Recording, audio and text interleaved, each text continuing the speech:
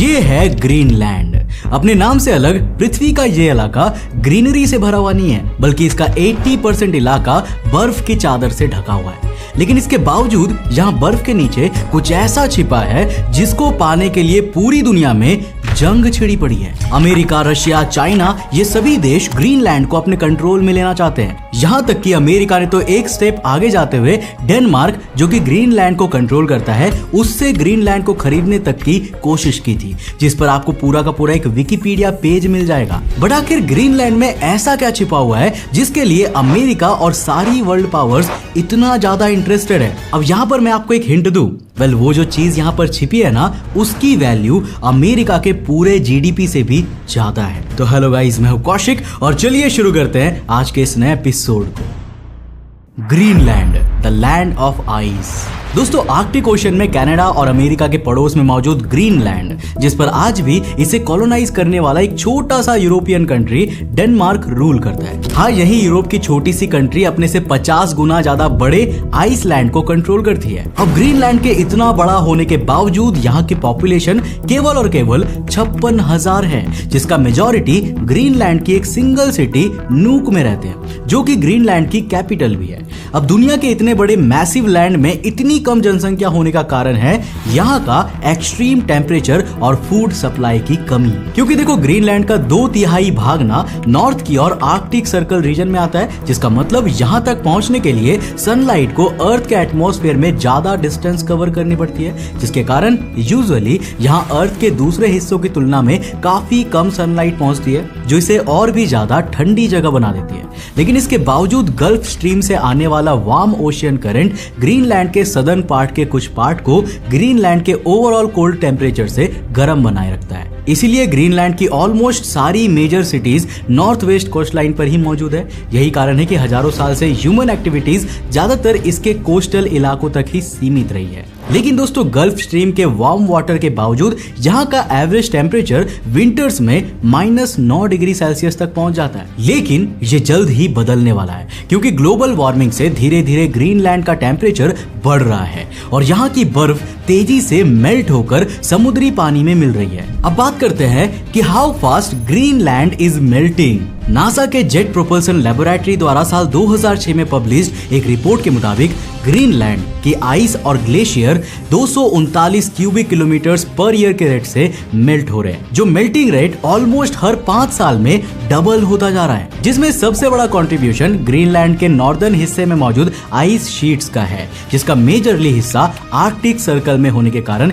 ये काफी तेजी से मेल्ट हो रही है, क्योंकि आर्कटिक सर्कल का एवरेज टेम्परेचर ग्लोबल टेम्परेचर से ऑलमोस्ट 2.5 टाइम्स ज्यादा गर्म रहता है। अब दोस्तों, एक रिपोर्ट के मुताबिक इस फास्ट मेल्टिंग प्रोसेस के कारण ग्रीनलैंड हर साल अप्रोक्सीमेटली 200 गीगाटन्स ऑफ आइस हर साल खोता ही जा रहा है, जो आइस पानी बनकर सीधा हमारे समुद्रों में मिल रही है। और अगर इसी तरह चलता रहा ना, तो इस सेंचुरी के एंड तक ग्लोबल सी लेवल ऑलमोस्ट 30 सेंटीमीटर्स तक बढ़ चुके होंगे। अब इस रिसर्च का यह भी कहना है कि इस तरह ग्रीनलैंड के ऊपर मौजूद सारी 2.9 quadrillion metric tons of ice केवल कुछ ही सेंचुरीज में यहाँ से गायब होकर समुद्री पानी में मिल जाएंगी। अब कई सेंचुरी सुनने में भले ही बहुत ज्यादा समय लग रहा होगा, लेकिन जियोलॉजिकल टाइमलाइन के हिसाब से ये समय पलक झपकाने जितना छोटा होता है, जो दिखाता है कि हम कितने सीरियस खतरे में हैं। क्योंकि अगर ऐसा हुआ ना, तो ग्रीनलैंड की सारी बर्फ पिघलने से ग्लोबल सी लेवल्स 7 मीटर तक बढ़ जाएंगे, जिससे दुनिया की ऑलमोस्ट सभी मेजर कोस्टल सिटीज डूब चुकी होंगी।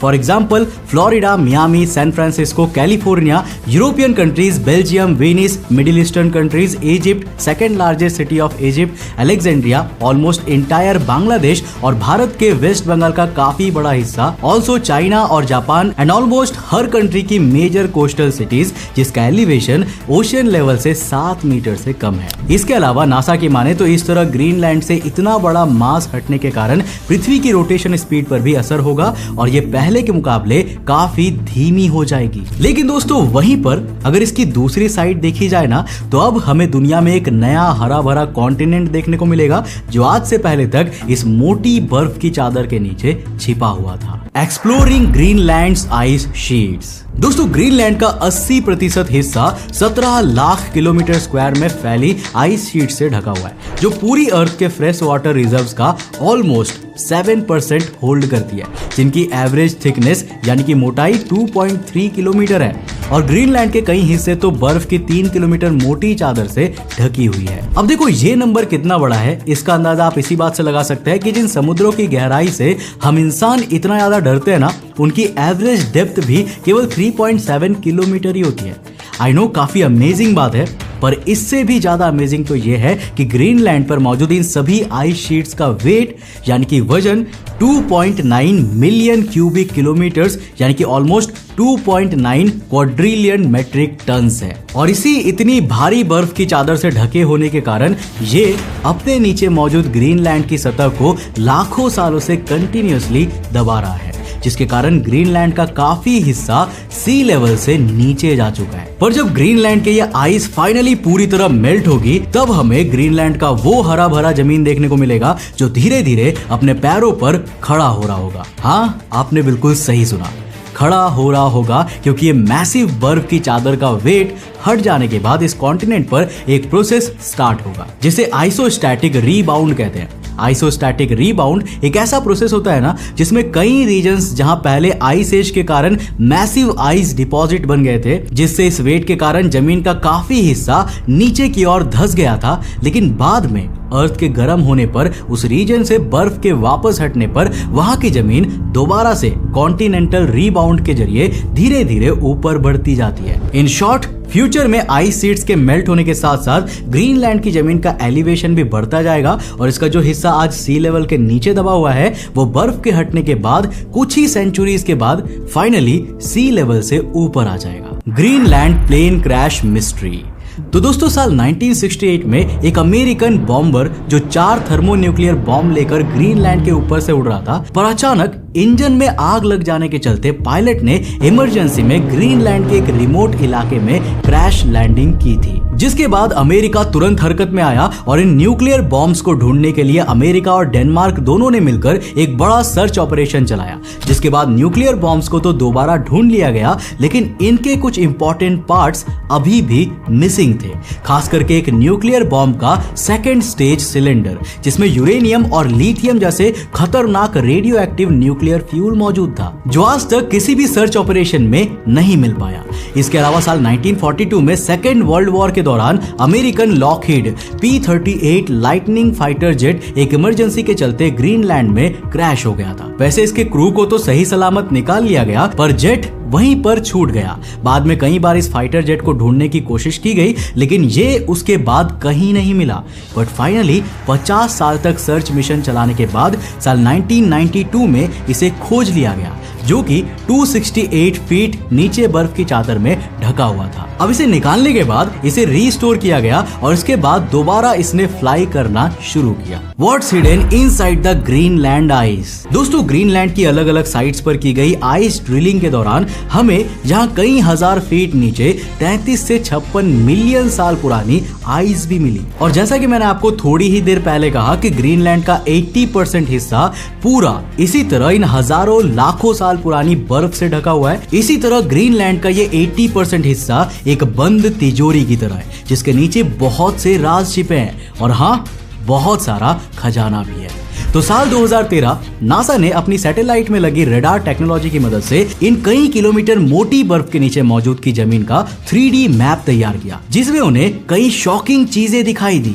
World's largest hidden canyon. तो दोस्तों, 800 मीटर गहरी, 750 किलोमीटर लंबी और 10 किलोमीटर वाइड ये घाटी अभी तक पृथ्वी पर खोजी गई दुनिया की सबसे बड़ी कैनियन यानी कि घाटी है, जो ग्रीनलैंड की कई किलोमीटर मोटी बर्फ के नीचे दबी है। वैज्ञानिकों ने इसे ग्रीनलैंड ग्रैंड कैनियन का नाम दिया है। ग्रीनलैंड की ये घाटी पृथ्वी की सरफेस पर मौजूद सबसे बड़ी canyon Yarlung Tsangpo grand canyon से भी 254 किलोमीटर लंबा है। ग्रीनलैंड की ये हिडन ग्रैंड कैनियन आज के समय सी लेवल से नीचे के एलिवेशन पर है, जिसका मतलब जब फ्यूचर में पृथ्वी के गर्म होने पर ग्रीनलैंड की सारी बर्फ पिघल जाएगी ना, तब ये पूरी तरह फ्रेश ग्लेशियर वाटर से भर जाएगा, जो भविष्य में यहाँ रहने वाले लोगों के लिए एक बड़ा वाटर सोर्स साबित होगा। लेकिन ऑफ कोर्स आज से कई सेंचुरीज बाद ए प्रीमिवल लेक। दोस्तों आज से कई मिलियन साल पहले जब ग्रीनलैंड इस तरह बर्फ से ढका ना होकर हरा भरा जंगलों से भरा हुआ था ना, उस समय यह दुनिया की सबसे बड़ी लेक्स में से एक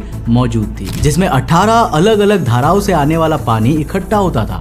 रडार से मिले 3D मैप्स मेजरमेंट से पता चलता है कि ये प्रीमिवल लेक 250 मीटर गहरी थी, जो आज 1.8 किलोमीटर मोटी आइस शीट के नीचे दबी हुई है। Evidence of meteoroid impact. तो दोस्तों साल 2015 में रडार से ग्रीनलैंड की मैपिंग के दौरान वैज्ञानिकों को यहाँ 2 बड़े क्रेटर्स मिले थे एंड एस्टिमेशंस के अनुसार ये ऑलमोस्ट 58 मिलियन ईयर्स पहले पृथ्वी से टकराए थे, जिस समय ग्रीनलैंड एक हरा भरा इलाका हुआ करता था।